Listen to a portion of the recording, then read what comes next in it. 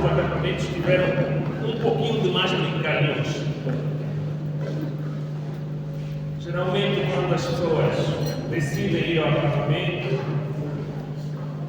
vamos encontrar motivações diferentes. Tem aquelas pessoas que realmente querem ter um tempo separado para buscar a Deus, com pessoas que também querem buscar a Deus. E tem aqueles que acham que é só mais um divertimento, é só mais uma oportunidade para passar o tempo.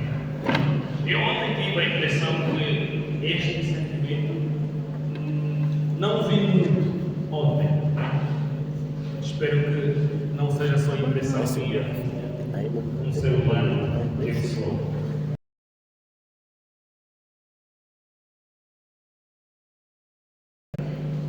Para poder compartilhar a palavra com vocês, ontem, na verdade, falamos de várias coisas e muitas das coisas que nós falamos ontem têm ligação direta com aquilo que vamos falar hoje.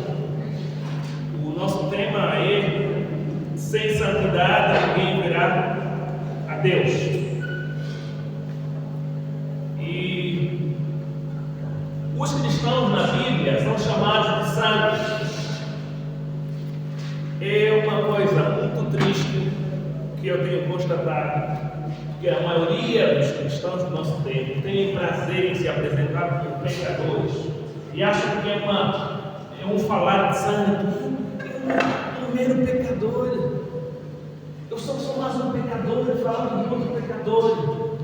Na Bíblia, sobretudo no Novo Testamento, não há nenhuma carta que os apóstolos endereçarem aos pecadores. Já notaram isso? Já alguém notou isso? A carta dos Coríntios, endereçada aos santos.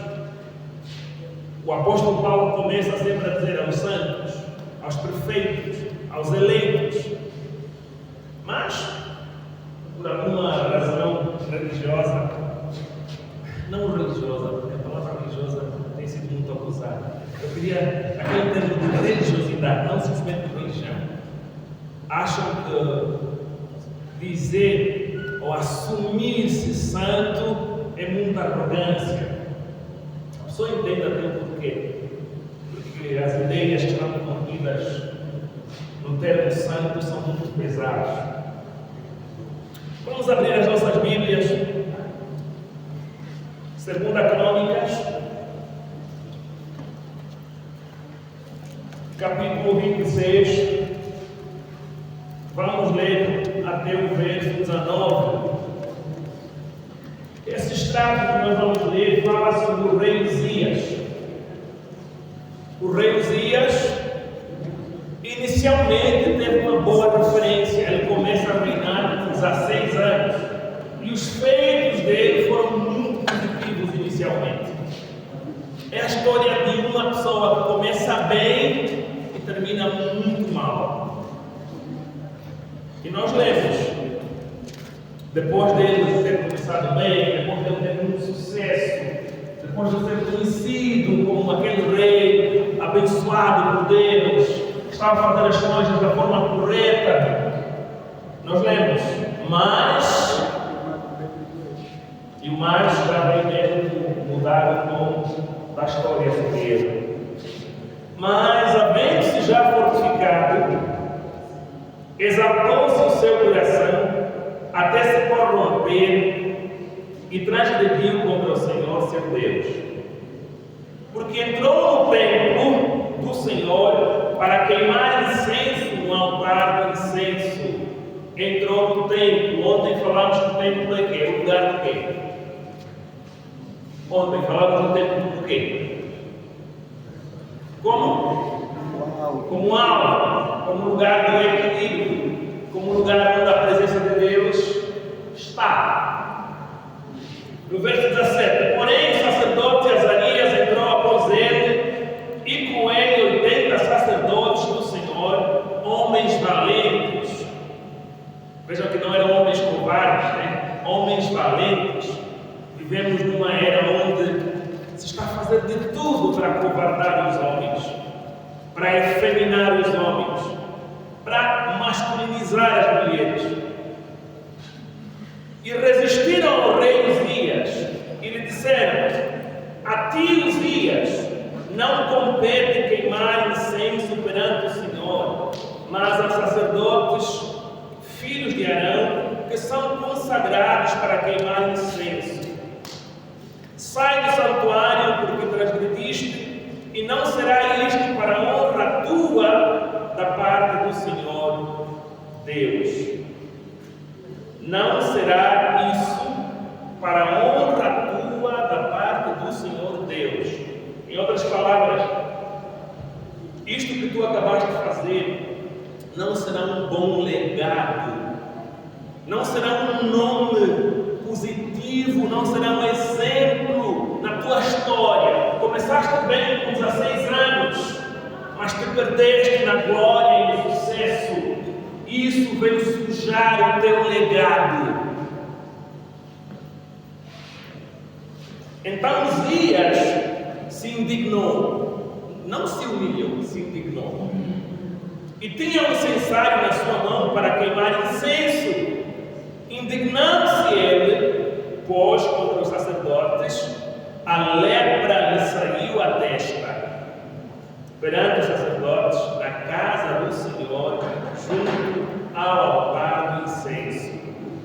Saltamos um versículo e vamos ao 21. Assim ficou leproso o rei Uzias até o dia da sua morte, e morou, por ser leproso, numa casa separada. A palavra separada é a palavra que transmite a ideia de santo. Aquilo que é santo é separado. Ele foi separado, não no sentido positivo, mas no sentido pervertido, no sentido de desgraça. É aquela imagem de Caim sendo expulso para a norte, de Adão e Eva sendo expulsos fora do lugar do equilíbrio, fora do alvo. E aqui nós queremos enfatizar uma coisa. O legado de Uzias foi sujo. Começou limpo, terminou sujo. Começou bem, terminou mal. É uma imagem de apostasia.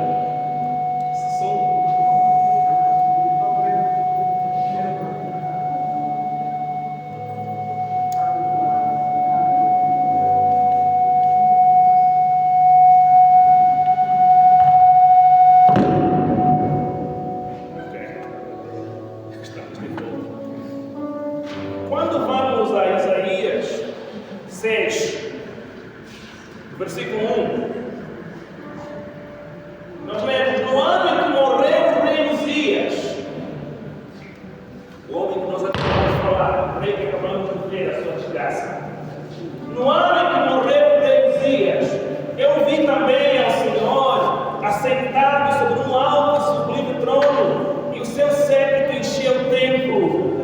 Serafins estavam por cima dele, cada um tinha 6 asas, com 2 cobriam os seus rostos, e com 2 cobriam os seus pés, e com 2 voavam, e clamavam uns aos outros, dizendo: Santo, Santo, Santo é o Senhor dos exércitos, toda a terra está cheia da sua glória.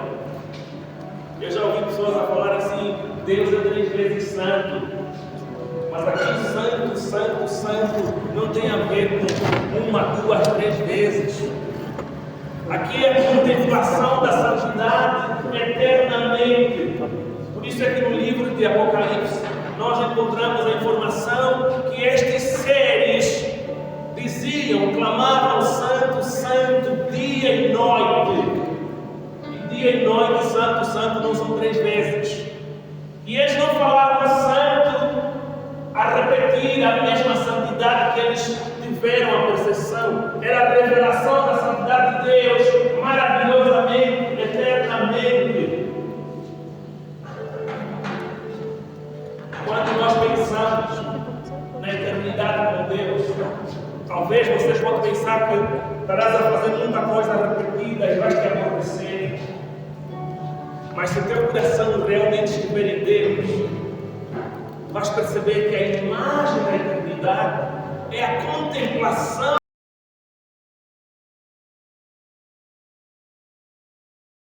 a cada instante. A santidade de Deus é profunda, é maravilhosa, é eterna. Cada santo que os querubins viam era uma revelação nova da profundidade da santidade de Deus. E continua. E os umbrais das portas se moveram, a voz do que clamava, e a casa se encheu de fumaça. Então disse eu, Isaías: ai de mim, pois estou perdido, porque eu sou um homem de lábios impuros, e habito no meio de um povo de impuros lábios, e os meus olhos viram o Rei, o Senhor dos exércitos. Sabem por que ele disse, ai de mim? Ele lembrou-se do rei Uzias, seu primo, que tinha entrado no lugar de equilíbrio e tinha transgredido naquele lugar e acabou por ser morto com ela. A santidade de Deus exige que na sua presença somente os santos possam estar. O transgressor não pode coabitar com Deus. Estarão dois a caminhar juntos quando estas duas pessoas não se entendem. Quando um diz que o caminho certo é o amor e o outro diz que é o outro.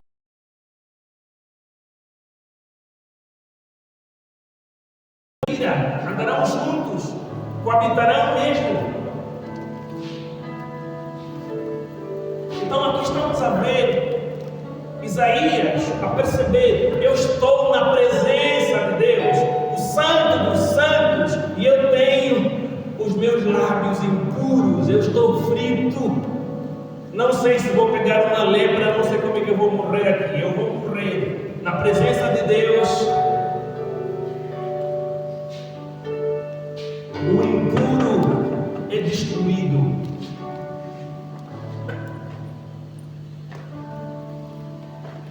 Em Êxodo 3, de 1 a 5, nós vamos ler aquela história de como Moisés é chamado por Deus. Na verdade, Isaías 6 é como Isaías foi chamado por Deus. E é uma coisa bem interessante no chamado desses dois profetas. Se vocês lerem com mais calma Isaías, vão perceber que Deus depois vai perguntar: quem eu enviarei? Isaías vai dizer: este aqui, envia-me a mim. Ele estava disposto a abraçar um caminho nobre que deixaria um legado. Ele tinha uma missão santa. Ele tinha uma visão para coisas eternas. Vai ser um pouquinho diferente com o caso de Moisés, mas essa não é a nossa meditação de hoje. E nós lemos: e apacentava Moisés o rebanho de Jetro, seu sogro, sacerdote em Midian, e levou o rebanho atrás do deserto e chegou ao monte de Deus, a Horebe. E apareceu-lhe o anjo do Senhor em uma chama de fogo do meio de uma sarça, e olhou, e eis que a sarça ardia.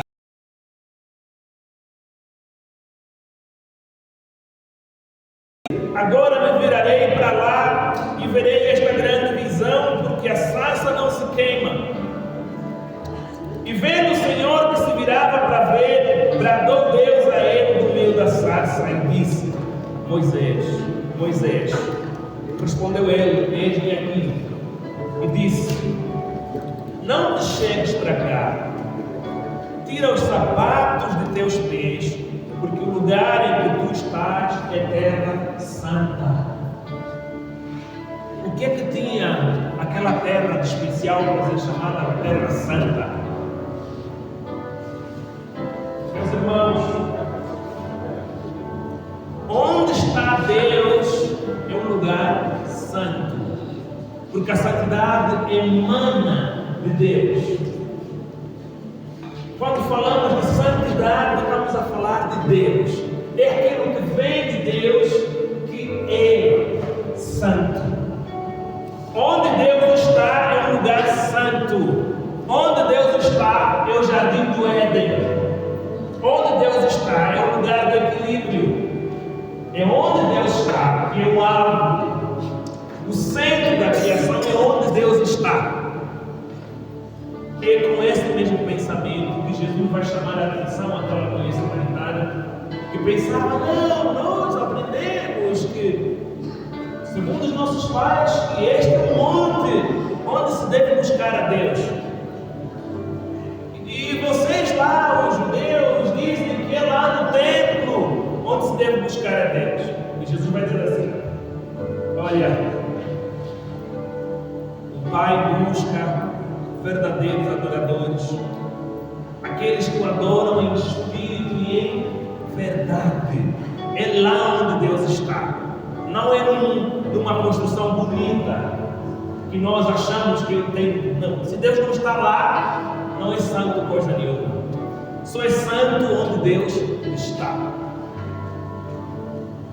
Então, o que é ser santo? O que é santidade?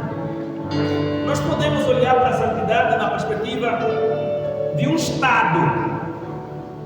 Também podemos olhar para a santidade como uma ação, uma forma de agir. Nós podemos falar que a santidade é aquilo que emana da identidade de Deus. Vamos juntar todos os atributos que nós conhecemos de Deus. Tudo de bom que há em Deus, tudo de gracioso que há em Deus, o resultado daquilo, aquilo que transcende um só atributo, é a santidade de Deus. É o quão Deus é separado de tudo aquilo que é inferior a todos os atributos que nós conhecemos de Deus. É algo que nós não conseguimos descrever, mas estamos a tentar passar essa ideia. Porque se Deus é onisciente, é onipresente, se Deus é puro, é compassivo, é misericordioso, se Deus é amor, todas essas coisas misturadas criam algo superior a cada um desses atributos que eu acabei de falar. E aquilo lá é que estamos a falar de santidade. Em Levíticos 19, versículo 2, Deus vai falar a Moisés para passar uma mensagem ao povo de Israel. Ele diz assim: fala a toda a congregação dos filhos de Israel e diz-lhes: santo sereis, porque eu, o Senhor vosso Deus, sou santo. Fala a toda a congregação dos filhos de Israel e diz-lhes: santo sereis, porque eu, o Senhor vosso Deus, sou santo. Em outras palavras, Deus vai dizer assim: se vocês são meus, eu sou santo. Quem eu sou deve ser manifesto em vocês.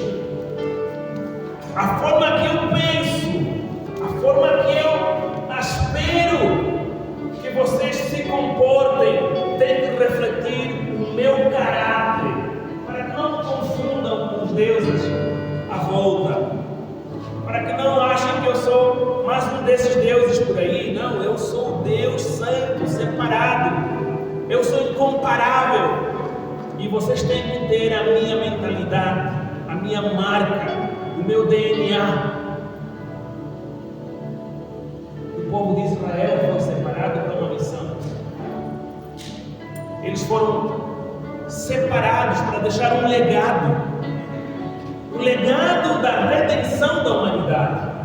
O povo que Deus separou para que através deste povo o mundo, as nações pudessem conhecer a Deus.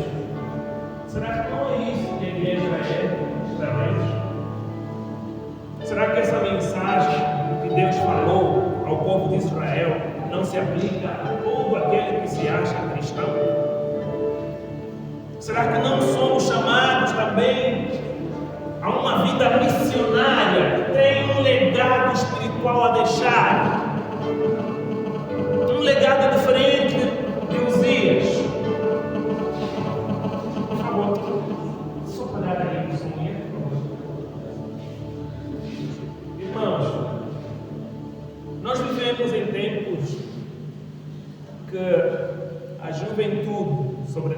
juventude, não tem tido sonhos grandes para o Deus que nós dizemos adorar. As nossas ambições para com Deus são minúsculas, mas as nossas ambições pessoais para com as coisas passageiras são gigantescas. Não temos sede de deixar um legado. Falamos de Davi, mas não queremos combater os gigantes do nosso tempo como Davi. A nossa tendência é pegar os dons que Deus nos deu e enterrar. É falar sobre Deus, falar sobre os heróis da fé, mas não buscar o caminho que eles trilharam. Não temos essa sede, essa fome, não há isso em nós. Isso é muito infeliz, porque a palavra de Deus repetidas vezes passa uma mensagem que diz: o caminho certo é buscar um legado que honra a Deus. Deus é Deus dos heróis. O cristão tem que ter uma atitude heróica. Vamos ver a história do Sadraque, Abednego. Estão a montar uma estátua, um ídolo, estão a dizer: para todo o povo tem que se ajoelhar, porque senão vão ser lançados na fornalha. E eles vão dizer assim: ó rei, faça o que quiserem, nós não vamos nos ajoelhar diante dessa estátua. Eles sabiam a lição que nós falamos, a lição mais importante que Deus queria que a humanidade aprendesse. Qual é? Dizer não. Dizer não. Dizer não é dos heróis, não é dos covardes. Por isso é que no livro do Apocalipse diz que ficarão de fora os covardes.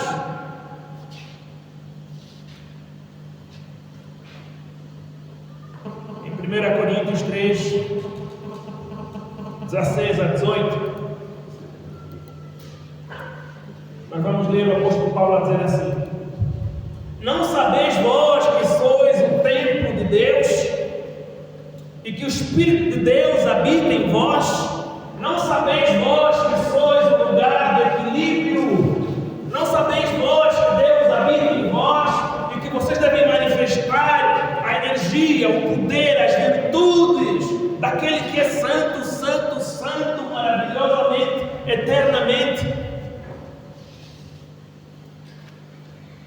Se alguém destruir o templo de Deus, Deus o destruirá, porque o templo de Deus, que sois vós, é santo. Mas nós preferimos nos aprender: eu sou um pecador. O apóstolo Paulo está dizendo que o templo de Deus, que sois vós, é santo. É uma responsabilidade muito pesada. E daí o porquê que nós preferimos nos apresentar como pecadores.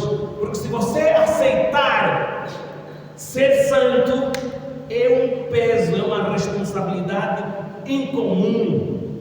É você aceitar viver uma vida heróica que vai deixar um legado, que vai deixar uma história positiva, uma história que honra a proteção de Deus. Não é uma história que vão te pôr num placar e os homens vão falar de ti com as coisas passageiras deste mundo, como muitos são famosos para coisas absurdas e passageiras. Ele diz: não, desculpem, eu acho que vamos para outro versículo, desculpem. 1 Coríntios 6, de 9 a 11. Ele diz: não sabeis que os injustos não hão de herdar o reino de Deus? Uma pergunta bem pertinente. Não sabeis que os injustos não hão de herdar o reino de Deus? Não erreis, nem os devasos, nem os idólatras, nem os adúlteros, nem os efeminados, nem os sodomitas, nem os ladrões, nem os avarentos, nem os bêbados, nem os maldizentes, nem os roubadores herdarão o reino de Deus. E ele diz, no versículo 11: e eu que alguns têm sido, mas haveis sido lavados, mas haveis sido santificados, Santificado é o quê? Aqui nesse contexto. Quer dizer que todo desequilíbrio, que toda essa lista de vícios e de coisas perversas são postas fora da tua vida. E como é que nós somos lavados? Somos lavados quando abraçamos de todo o coração a Cristo. Quando entregamos o nosso coração de forma honesta a Deus. Aí sim, nós somos santificados, separados das coisas impuras, para a glória, para o legado de Deus. Eu hoje estou a vos pregar, estou a ensinar a palavra. Eu sou mais ensinador do que pregador. Porque algumas pessoas, acredito que já devem estar assim, pelo hábito, pelo menos, veem que eu sou mais de ensinar do que de pregar. E por duas razões. Primeiro, porque eu acho que atrasei-me a me converter, porque não tive ligado a um ambiente onde havia aquela água, aqueles rios de água pura, e também não havia suficiente alimento sólido. E quando eu me converti, aquilo que queimou em meu coração foi: Deus, me ajuda, me encha do teu Espírito para que eu seja alguém que foca nas coisas profundas. Estou a vos confessar isso da minha vida. E eu me converti muito tarde. Eu me converti com 30 anos. Mas eu era membro de igreja pentecostal. Para muitos, né? Olha, o irmão Norma não prega de pentecostal. Sim, graças a Deus.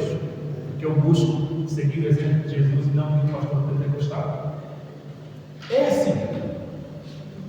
Eu vivi, participava de cultos, aprendi o linguajar da igreja, conhecia para minha cabeça muita coisa sobre a palavra de Deus, mas a minha vida não tinha Deus. Eu tinha o desejo de fazer coisas, mas não conseguia fazer aquelas coisas. Eu não tinha capacidade de pregar a palavra, de abrir a boca, porque pregar a palavra doía na minha consciência, porque eu sabia as coisas podres que eu fazia escondidas. Não tinha como. E fiz de tudo que um jovem hipócrita, cheio de religiosidade, mas preso em vários pecados, faz. Até que, pela graça de Deus, pela misericórdia de Deus, chegou um momento em que o Espírito de Deus encostou-me na parede e me fez a pergunta, se assim posso dizer: se tu morreres hoje, onde tu irás? Pela vida que você leva, muitos podem achar que você é cristão, que você é um jovem com bom comportamento a nível social, mas se tu mesmo morreres, pela vida que tu conheces, pelas coisas que tu fazes escondidas, onde tu achas que tu irás? Eu tive que responder a mim mesmo, a minha consciência, humanamente falando, mas hoje percebo que era Deus a mim, que se aproximou de mim, assim como esse hino que nós cantamos agora, aquele vai à busca daquele mundo, deixa 99.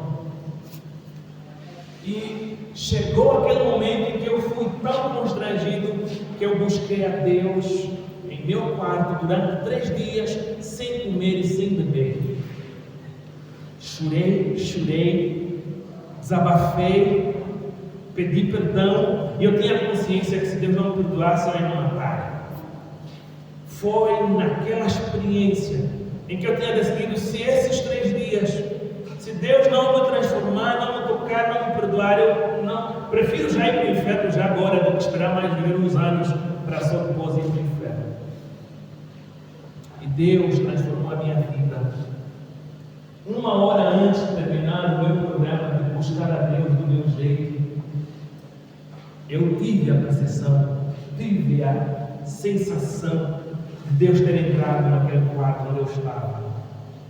E eu passei a última 1 hora a chorar de alegria, e não mais de tristeza, e não mais do peso dos meus pecados. E quando eu tenho a graça de poder pregar para pessoas, sobretudo para jovens religiosos, E não estou a usar o termo religioso de forma negativa. Muitos dizem que é negativo, mas eu não vejo isso. Quando eu tenho a oportunidade de conversar com pessoas como vocês estão aqui, o que está no meu coração é: quantos neste grupo estão do jeito que eu estava? Essa é a minha inquietação. Quantos ainda estão na ilusão, a viver na religiosidade, conhecendo os seus pecados, as coisas podres que vivem, que lhes vencem, e ainda assim acham que é normal, que podem levar mais um dia daquele jeito, quando sem santidade ninguém verá o Senhor. Quando o legado que nós temos que deixar tem que ser aquele que honra a Deus. Muitos vão ser conhecidos pela masturbação. Muitos vão ser conhecidos pela fornicação. Muitos vão ser conhecidos pelo aborto, pela pornografia. Muitos vão ser conhecidos por tentar a Deus.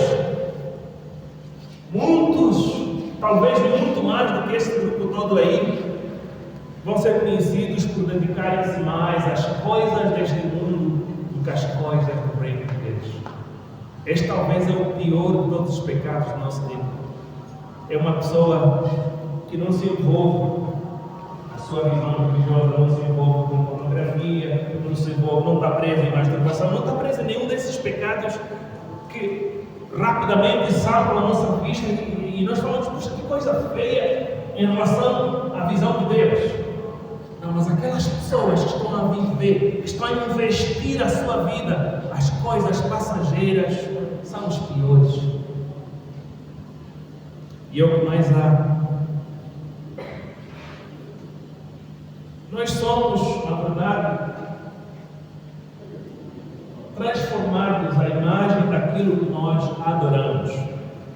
Por essa razão é que Deus vai falar a Israel: sede santos, porque eu sou santo. Se vocês estão ligados a mim, a minha identidade é santidade. Se realmente vocês estão ligados a mim, vocês deverão ser santos. Quando nós não somos ligados a Deus, o nosso comportamento, a nossa vida vai apresentar os vários vícios, porque o nosso Deus não é um Deus santo. Simples assim. Você pode ser o mais religioso da tua igreja, pode ser o pastor, o evangelista, sei lá o quê, mas se a tua vida apresenta as marcas que não se condizem com a santidade, o teu Deus não é santo, é um outro Deus. Vejam o que é que o nosso Senhor Jesus vai falar a alguns fariseus, João 8:44. Ele diz: vós tendes por pai ao diabo, e quereis satisfazer os desejos do vosso pai. Ele foi homicida desde o princípio, e não se firmou na verdade, porque não há verdade nele. Quando ele profere mentira, fala do que lhe é próprio, porque é mentiroso e pai da mentira. Você tem como pai aquele ser de quem você tem os atributos. O que você manifesta no teu viver, no teu pensar, nas tuas ambições, diz quem é o teu pai espiritual, no caso, né? Porque muitos têm aquela coisa: não, pastor Fernando é um pai espiritual, só okay. Não. Só há dois pais espirituais: Deus e o diabo. Só há dois pais espirituais: Deus e o diabo. No livro de Hebreus 12, de 12 a 17, o autor vai exortar: portanto, tornai a levantar as mãos cansadas e os joelhos desconjuntados, tornai a orar, tornai a buscar a Deus, e fazei veredas direitas para os vossos pés, endireitem o vosso caminhar, a vossa vida, o caminho estreito ou o caminho largo. Onde está a tua vida? O caminho estreito é o caminho da santidade, é o caminho do legado. O caminho largo Você pode deixar um legado para o mundo, mas para Deus, zero. Ele diz: fazei veredas direitas para os vossos pés, para que o que manqueja não se desvie inteiramente, antes seja sarado. Segui a paz com todos e a santificação, sem a qual ninguém verá o Senhor. Sem santificação ninguém verá o Senhor. É aquilo que Paulo disse: ninguém vos engane. Os devasos, os perversos, os sodomitas, aquela lista que nós lemos toda, não herdarão o reino de Deus. Não importa se um teólogo famoso te ensinou diferente. Eu prefiro a opinião de Paulo. Que temos aí muitas teologias onde o pecado é muito minimizado, onde a vida de impureza é mais. Você também é um pecador. Não está lá em Romanos 7 que aquilo que eu quero fazer não faço, e aquilo que eu faço, aquilo é que tu és. Não, é uma distorção de interpretação de Romanos 7. Não entra naquela baboseira. O mesmo Paulo disse: não erreis, ninguém vos engane. Quem vive nessas coisas não herdará o reino de Deus. Não importa o que é que alguns teólogos vão ensinar aí. Ele continua: tendo cuidado que ninguém se prive da graça de Deus, e de que nenhuma raiz de amargura brotando vos perturbe, e por ela muitos se contaminem. E ninguém seja de vaso ou profano. Aí está. O santo não é de vaso, não é profano, não é impuro. É para dizer que a santidade tem estes elementos inclusos. Fomos separados por Deus porque temos esse Espírito que recebemos. E esse Espírito opera em nós os caminhos que agradam a Deus. Se não estamos a viver no caminho que agrada a Deus, estamos a seguir o caminho de Urias, o caminho da apostasia, o caminho daqueles que não verão a Deus.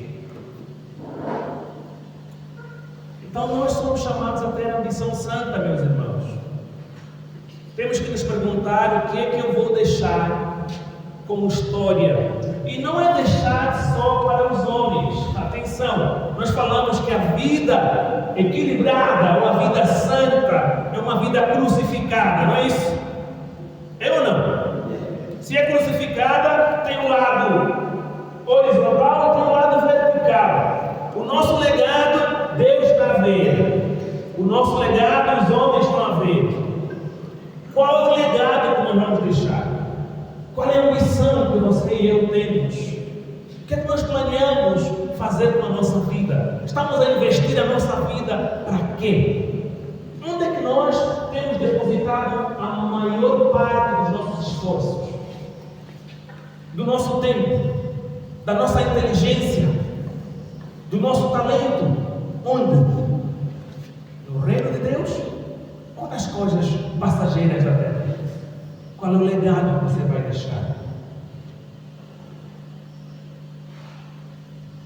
Em Mateus 5, de 3 a 12, nós encontramos aquilo que nós temos popularmente conhecido e chamado de bem-aventuranças.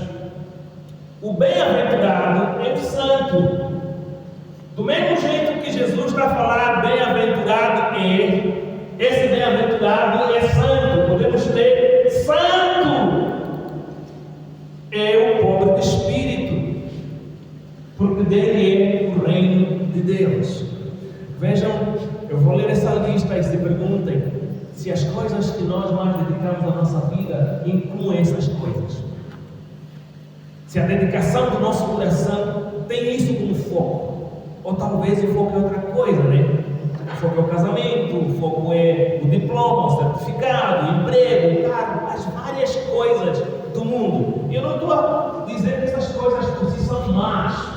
Só estou a dizer que se elas são a prioridade, se elas estão acima das coisas que Deus prioriza, você não está a viver de um jeito equilibrado, você não está a focar na santidade que Deus manda que nós sejamos. Ele diz: bem-aventurados os pobres de espírito, porque deles é o reino dos céus. Bem-aventurados os que choram, porque eles serão consolados. Bem-aventurados os mansos, porque eles herdarão a terra. Essa parte dos bem-aventurados que choram, eu lembro quando eu entreguei a minha vida a Deus, a primeira vez que eu orei a chorar pela vida de outras pessoas foi depois de eu me converter. Eu orava assim, do jeito que eu podia orar, mas eu nunca tinha orado por alguém que eu amava, por alguém próximo, por alguém que eu conhecia, ao ponto de chorar por essa pessoa. Aquilo foi uma das marcas que eu tive a certeza que Deus tinha transformado a minha vida. Nunca tinha chorado por outra pessoa, a orar por essa pessoa, como depois da minha vida. E aqueles que realmente já entregaram o coração a Deus sabem do que eu estou a falar. Ele diz: bem-aventurados os que têm fome e sede de justiça. Olha a fome e sede que você tem. E atenção, fome e sede pauta a nossa vida. Sabemos a hora do nosso bicho, a hora do almoço, a hora do jantar. Se nós não comermos, se nós não bebermos, vamos morrer. E ele está dizendo: bem-aventurados que têm a justiça como a fome e a sede deles. Olha a fome e a sede que nós temos. E é ali onde devia estar o nosso legado. O foco da nossa vida tem que estar ligado à nossa fome e à nossa sede. Eu acordo pensando numa coisa grande, nobre, santa, como cristão, em que eu vou dedicar a minha vida, porque eu sei que Deus meteu aquilo em meu coração. Não simplesmente trabalhar do melhor jeito, da forma mais dedicada para coisas passageiras. Não, tem tempo para essas coisas, mas elas não podem ser o foco da nossa vida. E é isso que são poucos que têm, pouquíssimos que têm. A pouca fome de Deus, a pouca sede de Deus. As pessoas estão à busca de emoção e não de unção. As pessoas estão à busca de barulho e não do poder de Deus que transforma o coração. É agitação, é grito e barulho, é ilusão cristã, a realidade de Deus. Poucos estão à busca, infelizmente. Bem-aventurados os limpos de coração, porque eles verão a Deus. Bem-aventurados os pacificadores, porque eles serão chamados filhos de Deus. Oh, imagina se essa lista tivesse aqui: bem-aventurados os licenciados, bem-aventurados os teólogos, bem-aventurados os pastores, os bispos. Jesus é perfeito. O caminho dele vai sempre no ponto. É aqui onde vemos a realidade, né? Bem-aventurados os que sofrem perseguição por causa da justiça, porque deles é o reino de Deus. Se você aprender a dizer não, você vai ser perseguido. E é por essa razão que muitos dizem sim ao pecado e às influências impuras do mundo em que vivemos. Porque você, quando diz sim, não vai ser perseguido. Não te vão chamar de radical. Não te vão chamar de pastor do teu bairro. Não, fulano parece muito radical ele. Não está a Bíblia, muitos versículos. Você tenta falar com ele, você está a falar do Evangelho, está a falar de Cristo. Mas você quer ser normal, né? Não quer ser louco. Então você vai dizer sim. Vais começar a calar a tua boca, vais começar a buscar forma de se enquadrar. E é assim que o mundo está, caminhando cada vez mais na perdição. Então, meus irmãos, como jovens que nós somos, eu vos peço, de coração, pensem seriamente nessa mensagem que nós estamos aqui a meditar. Sem santidade ninguém verá o Senhor. E se nós queremos ver o Senhor, não é somente para nós, é para as pessoas que virão depois de nós, é para as pessoas à nossa volta. É o pensamento de Deus que Ele diz a Israel: sede santo porque eu sou santo. Por quê? Porque eu vos escolhi para que o mundo me conheça através de vós, para que as nações larguem a idolatria e venham e digam: não, o Deus de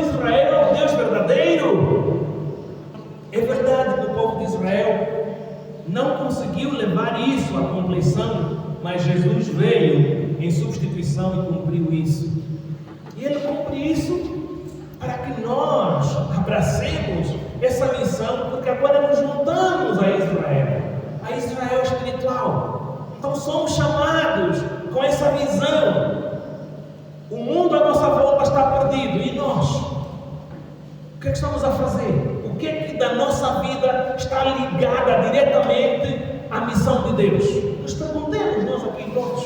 O que é que da tua vida claramente, explicitamente está ligada à missão do reino de Deus?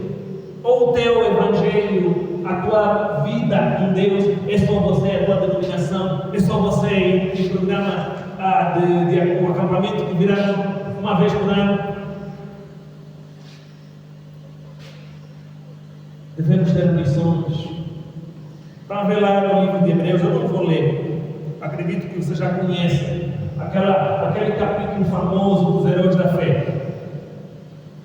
Os heróis da fé, se nós lermos com calma, eles acreditaram em Deus, entregaram-se a Deus de um jeito que os seus nomes, as suas histórias ficaram marcadas, e nós lemos sobre elas.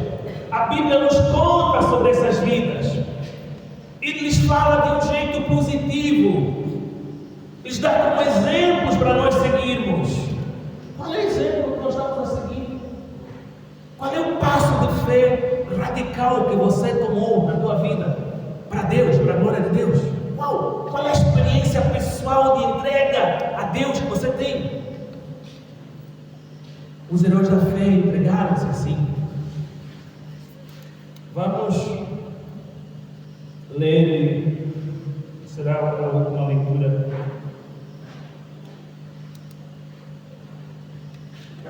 Atos 1, versículo 8.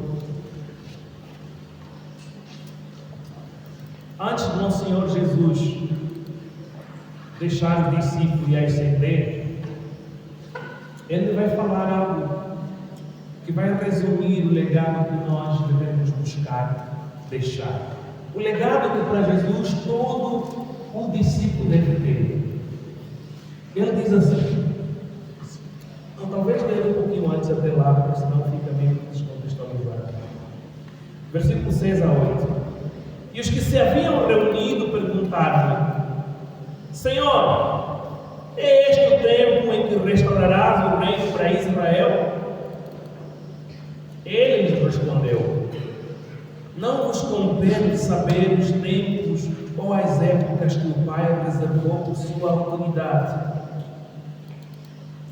Versículo 8: Mas recebereis poder quando o Espírito Santo descer sobre vós, e sereis minhas testemunhas, tanto em Jerusalém como em toda a Judeia e Samaria e até os confins da terra. Jesus está dizendo assim: como meus discípulos, vocês serão conhecidos como meus discípulos. O legado que Jesus espera de cada um de nós é que sejamos conhecidos como discípulos dele, que testemunhemos a vida de Jesus. A palavra aqui, grega, do testemunhar, é aquela que vai formar a palavra mártir, aquele que entrega a vida até a morte, aquele que mortifica a carne para a glória de Cristo, aquele cuja vida aponta para Cristo. Esse é o legado que nós precisamos deixar. Essa é a ambição que cada um de nós precisa ter e que poucos têm. Deus nos ajude a mudar isso. Deus incendeie no coração de cada um de nós esse desejo de realmente ser testemunha de Jesus. Então todos nós vamos nos levantar e vamos orar. Cada um conhece o estado do seu coração. Cada um conhece a vida que leva. E vamos orar e vamos entregar a vida. Vamos falar a Deus aquilo que a nossa consciência sabe que devemos nos comprometer com Deus. Oremos.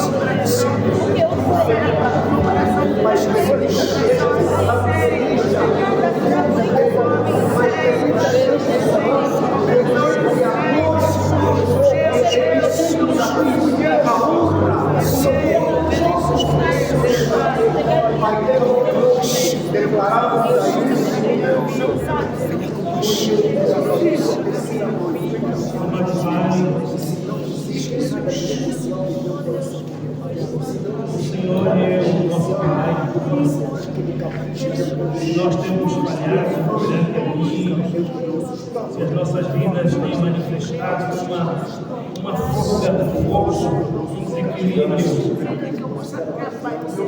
Voltamos a Ti, Senhor, para clamar a Tua misericórdia e a Tua graça. Sonda o coração de cada um aqui, Senhor. Deixa vir a Tua palavra, possa brotar transformação, fruto em nossas vidas. Que o Senhor possa encher em nós a missão santa, que o Senhor possa tirar de nós a desatenção nas coisas eternas, nos voltar no caminho certo, no caminho estreito. Nós precisamos ser conhecidos como testemunhas de Cristo. Esta deve ser a nossa identidade, o caráter de Deus. Nós oramos, Senhor, em nome de Jesus, o único Senhor e Salvador. Amém?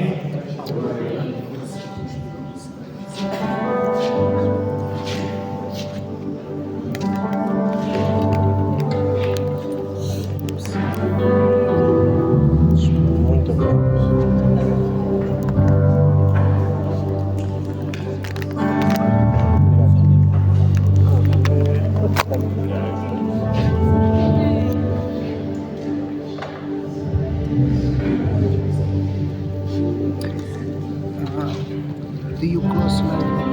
Want to go? Yes, okay.